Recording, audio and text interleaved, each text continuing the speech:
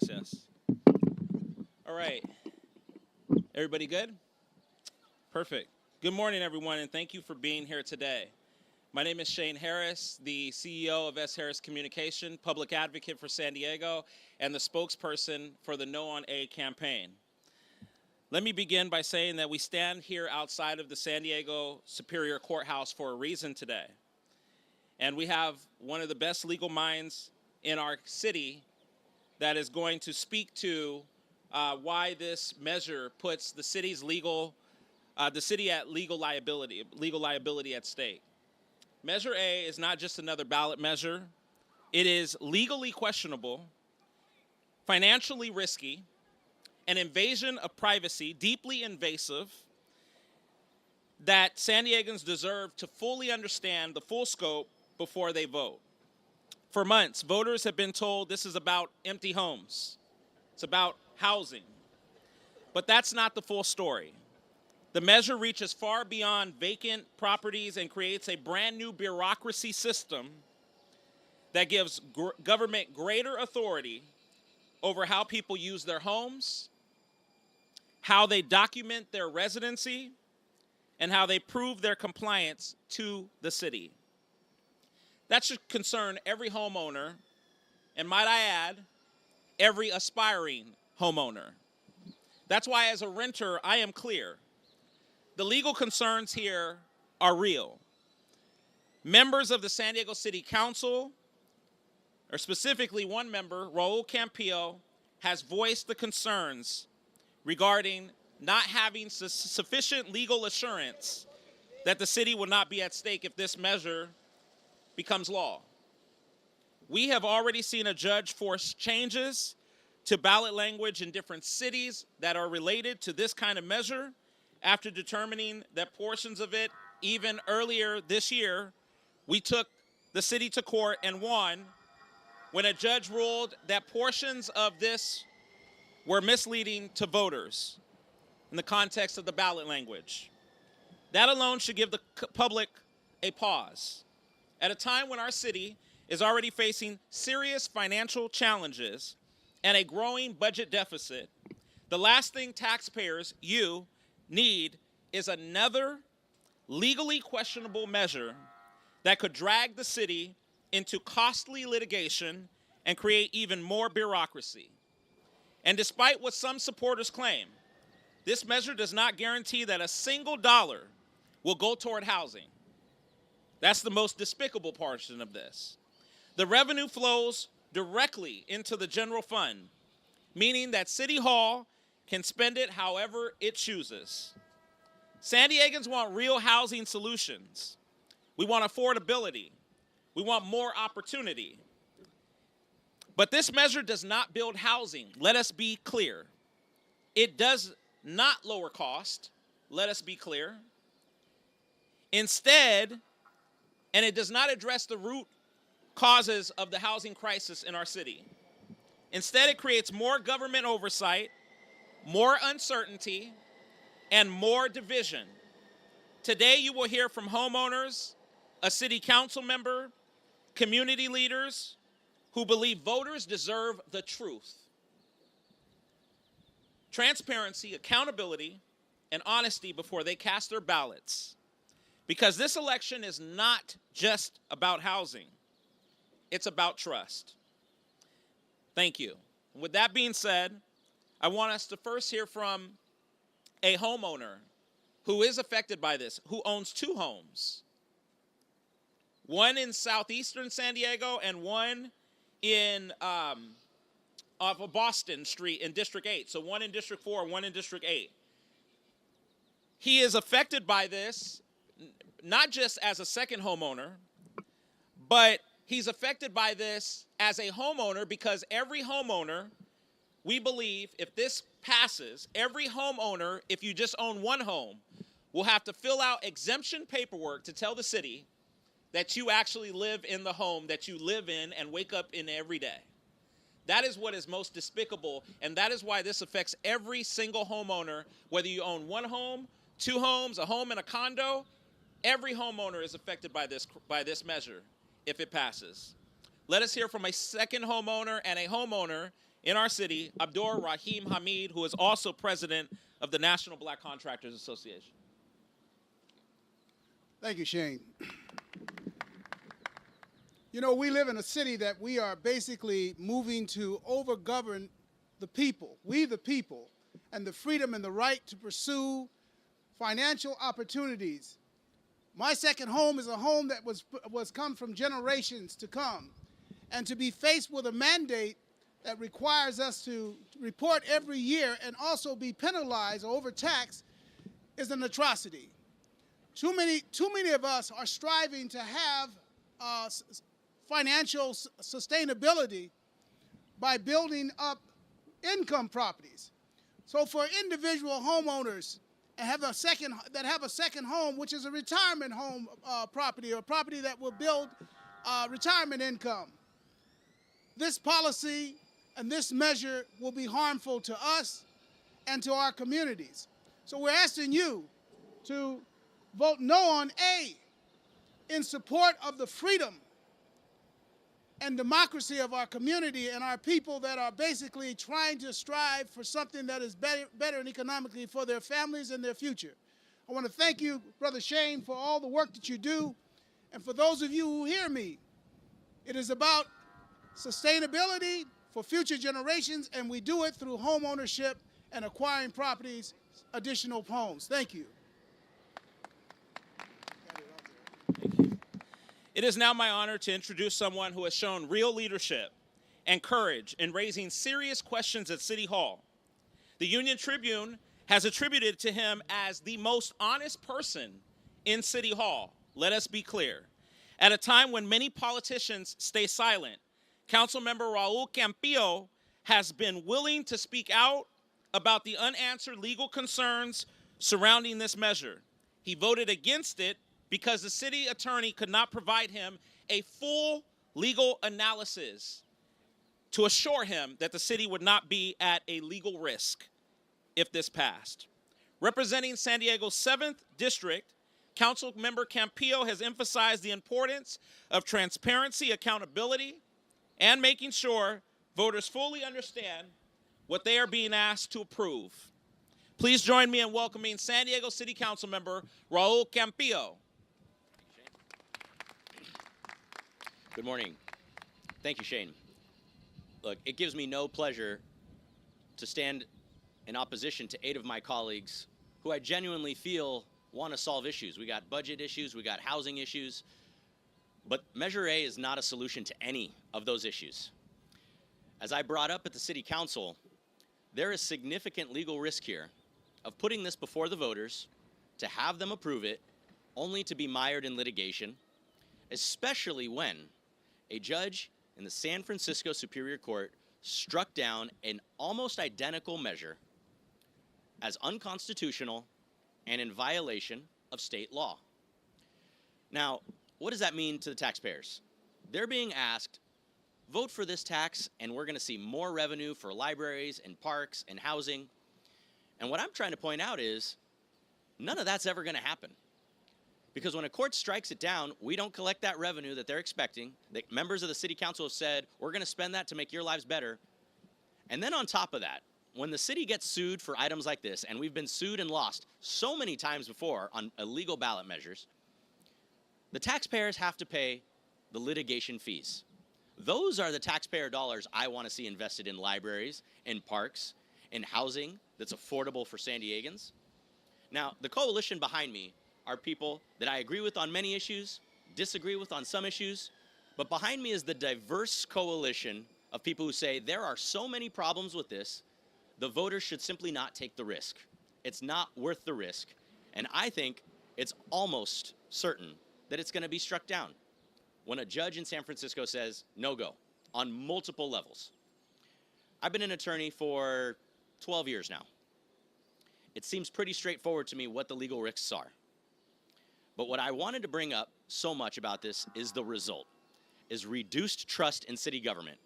Because if and when a judge strikes this down, it's not just the tax dollars that get wasted. It's not just the illusion of a promise of more revenue for city services, which everybody behind me wants us to see more services to residents. It's the lack of trust that you can put into your elected leaders who simply won't tell you the truth, who say, oh, people who own 2 homes should pay more. Well, when a judge takes this up, just like a judge a month ago took up the ballot initiative name in question and said it was misleading, the voters will again have another reason to distrust their elected leaders. That's something you can't put a price on. We need the voters to understand we're looking out for their best interest, telling them the truth, and being fair with what the risks are. And that's the biggest risk here. The voters will see another false promise, another illusion, and as an attorney of 12 years, as someone who read the rule placed right in front of me, I couldn't just go along with the show. It already had 8 votes to pass. We had already heard from many people. We knew there was going to be 5 votes. I wasn't willing to put the city's reputation on the line again in court, simply to lose and pay more taxpayer dollars to lawyers and litigation, wasted time when we should be solving the issues right in front of us. I know Mark Kersey, a former council member, he's worked on issues like this. He's seen issues like this. He's going to tell you, too, just how much this is costing taxpayers to even put it on the ballot in a second. But I want to thank the people behind me who fight for more services, fight for more housing, fight for fairness, fight for a better city government, and don't want to see us waste taxpayer dollars on litigation. I feel so strongly about this that when 8 of my colleagues said, let's just try it out, I said, no, we can't just try things out. We have to vet them fully and deliver for our voters. That's what we should be doing. So, if the voters pass this, the biggest risk, it's just going to cost us more taxpayer dollars when a judge strikes it down. That's not a risk that's worth it. Let's find better ways. Let's find better spending. Let's find better cuts. Let's find different forms of revenue. And let's actually deliver for voters. Thank you. That guy's sharp. That guy's really sharp. Let us hear from, at this time, we're proud to have the support of the president of the National Association of Real Estate Brokers San Diego chapter. Let me tell you why this is such a big deal. When we first started to oppose this, they said, oh, it's a bunch of rich white homeowners that are angry. It's not true. Not true at all. It's a diverse group of people across the span of this city who represent multiple constituencies who are opposed to this because they know that this is an attack on home ownership. And so we have the largest real estate institution that advocates for realtors now backing, the president of the local chapter now backing this because he even knows this is not about rich white folks, that they've deemed this. Sean Elo Rivera and some of the folks on the city council have deemed this that this is about. This is affecting every homeowner. This is affecting every renter who wants to become a homeowner. This is affecting the entire city in one way or another. So at this time, let us hear from the president of the San Diego chapter of the National Association of Real Estate Brokers, the biggest organization that advocates for minority and black realtors, now backing this. Greg Hill, the president of NARAB San Diego. Thank you. As the president of NARAB San Diego, I personally support the no on Measure A. This is a city that needs solutions to housing, not more obstacles. This measure does not show in any way, shape, or form how it's going to help to increase home ownership. It is not developing home ownership. The funds go into the public funds, which means they can spend it any way that they want to. None of this money is earmarked for housing. None of this is earmarked to help people to get into houses. And the main issue right now in San Diego is we don't have enough affordable housing. We need to find ways in order to get people into houses that are not traditionally able to get in there. The National Association of Real Estate Brokers, we advocate for democracy in housing. We need to equal the playing field. And this is a measure that is going to equally affect those that have maybe made the strides to pull themselves up, to get additional homes, to, like my former said, that they inherited a home from their family. Now someone else is living. They're not there the whole time, right? This is going to affect people equally. It doesn't matter what district they're in. But we need more solutions in the city for fair housing and more solutions for housing in general and development and less obstacles to real estate in San Diego. Thank you. Thank you, Greg. This is so bad that even the Taxpayers Association has to tell San Diegans that this is a horrible investment. You know, we want to talk about investments. We all believe in investments, but we believe in smart, realistic, logical, and rational investments. This is not one of those.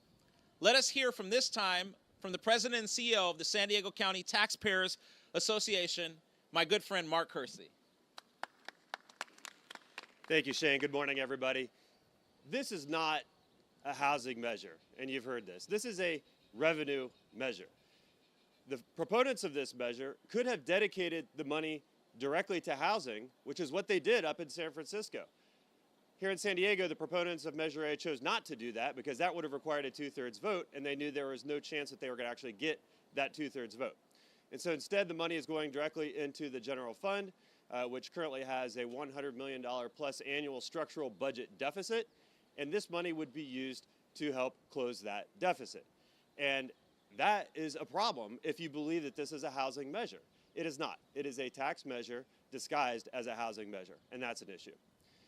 If you want to talk about fairness, then I think the question would be, as the proponents do, the question would be, why is it that someone with a, let's say, $500,000 or $600,000 condo in Mission Beach would pay the exact same rate, the exact same flat amount of $8,000 in the first year, rising to $10,000 in the second year, as someone with a $10 million house in La Jolla? There is nothing fair about that, and yet that is exactly how the measure is written. And finally, the issue of the cost to the city. Just to place this ballot measure on the June election is going to cost the city's taxpayers $1.9 million just to have the election. That is separate and independent from the amount that we would ordinarily be spending on the various city council races that are already happening. So $1.9 million just to have this measure that is, as you've already heard, almost certainly going to be ruled unconstitutional and unenforceable.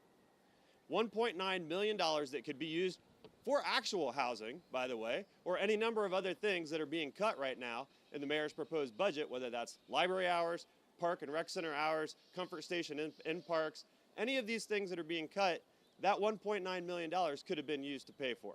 And instead, it's going to pay for an election, for a measure that is likely going to fail.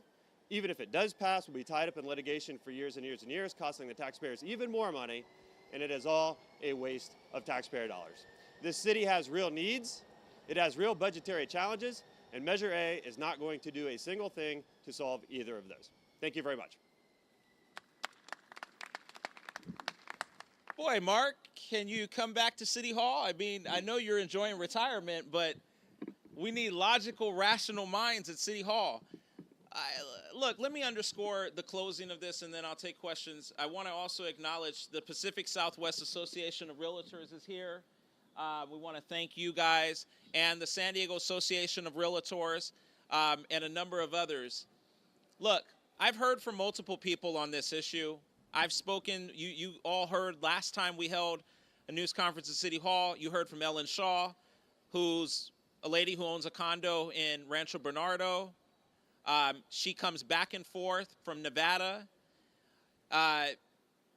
She's not there 182 days a year.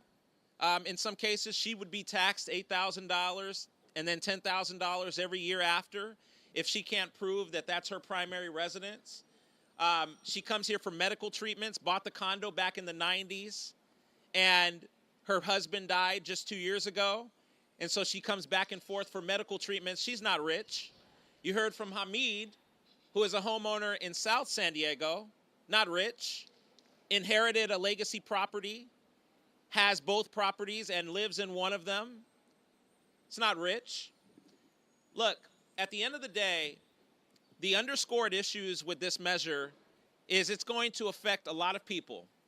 The city argues, and this past week, one of the council members who backed this measure argued to Axios that military families will be exempted. That's not true. What they don't tell you is that if you're a member of the military, and we're a military city for the longest, if you're a member of the military, you have to file an exemption however long you're on deployment and tell the city that you're on deployment and you don't want to be taxed $8,000 or $10,000. What if you're on deployment and you do that wrong? You're worried about being exempted for something that you should automatically be exempted from. if you're a member of the military. There are so many things that are wrong, that is wrong with this measure, that puts legal liability at risk for the city, that puts the money that would the little bit of money that would come in from this at risk, because nobody can tell you where that's going to go and how exactly that money is going to be invested into affordable housing, into services. And so at the end of the day, we have to weigh out the liability with the pros and the cons and look at both sides of this measure and really make a decision. If this was about housing, the money would have been invested into housing. But it's clear that this is not about housing. This is about filling the city's budget deficit whole. That no taxpayer in the city of San Diego is responsible for making. And so it is my belief, in closing, that voters should reject this measure that is on their ballot right now. They should vote no on A. No on A. No on A. No on A. And they should send City Hall back to the table to figure out how they can deal with the deficit strategically, logically, and rationally without any more piecemeal taxation. Taxpayers of this city are tired of piecemeal taxation strategies. You want to address the deficit? You got to dig down in your pocket like families do every single damn day in this city. They have to go to the table, they have to look at their wallet, and they have to look at what's coming in, and they have to cut spending. The city wants to really get down to the core of the deficit crisis. You ought to do what taxpayers have to do every day. Look at your budget, look at your spending, and see where you need to make cuts. Voters should vote no on A. And now at this time, I'll take questions from the media. Thank you all for being here. Yep. Explain what the argument was, and you can talk about the San Francisco example of why this would be unconstitutional. Sure. George? Or Raul? George, you go for it first. Okay. No, I'll give it to Raul. Yeah. I'll give that one to Raul. What the court in San Francisco said was that there was multiple grounds for striking down their very similar tax to what is titled Measure A. The unconstitutionality grounds were under the Takings Clause of the Fifth Amendment of the Constitution, which essentially says the government cannot deprive you of the use of your property without just compensation. So essentially, eminent domain is a concept that you hear a lot. Fundamentally, the court up there agreed with the homeowners that were suing, saying that's the tax deprives them of the use of their property in such a way that the government has to actually compensate them for that use. That's one of the grounds that was up there. The state law called the Ellis Act is a different piece of law that on its face says if you compel a landlord to rent out when they don't want to, or you compel them to rent out when they want to go out of business, that's against state law. What we saw a lot of in the 80s was cities across the state of California forcing landlords to stay in business and make sure that they kept renting units. And the state passed a law that said doing that is illegal. So it'll come down to whether or not a judge agrees that an $8,000 or $10,000 tax is a form of compulsion in violation with the state Ellis Act. The court in San Francisco found that. So I can't tell you exactly what the rate was up in San Francisco, but $8,000 to $10,000 of value on a home could essentially deprive the homeowner of almost all the profit they might make out of whatever type of use they want to use it for. That's a fact-by-fact circumstance. But when it comes to the constitutional issue, it's essentially an eminent domain argument about a taking of the value of that property. It's one of many arguments. It's very legal. I am the only council member that voted against this. It was 8-1 vote. You know, I gave the city attorney's office an opportunity to write and research why they thought this would be a legal tax to impose, and they never got back to me with that. Frankly, as an attorney, I was shocked by that. What I would say is I'm not against or for any idea until I fully research it, and I rely on the city attorney's office to do that type of work, city staff to do that type of work. And when the city attorney's office and staff say we're not giving you any answers, you shouldn't expect your elected leaders to support ideas when the research hasn't been done. The second thing I'd say is it's not hard for me to stand up for voters who are demanding more out of their city government to be transparent and accountable. So if it's not going to be transparent and accountable, I'm going to vote no. So was it hard? Not really. And I think people should remember that kind of stuff. Any more questions? If there's no more questions, I want to thank you all for attending today's news conference. I think the underscored aspect here is the legal liability that this puts the taxpayers' money at risk. And everyone should vote no on this measure for a lot of reasons, but the legal liability is a top one. If this is going to put the city at legal risk, which it likely could and will, then it puts our money, taxpayers' money, at more risk in a city that is already in an $121 million budget deficit, in a city that can't tell you how they're going to enforce this, what the strategy would be. Would they create a new department? They're making cuts to employees. Who's going to work the job to investigate if you live in your house or not? And you should vote no on a measure that's going to put every homeowner at risk, no matter whether you have a second home, one home, two homes, three homes, every homeowner at risk, because you'll have to fill out an exemption every year telling the city that you actually live in your house. That, my friends, is an invasion of privacy. We should build smart. We should open more housing, build near transit, density focused. Most of these 5,100 homes are not anywhere near transit. So who's this really benefiting? And what is this really about? Vote no on A. Thank you. That concludes our news conference. Thank you so much.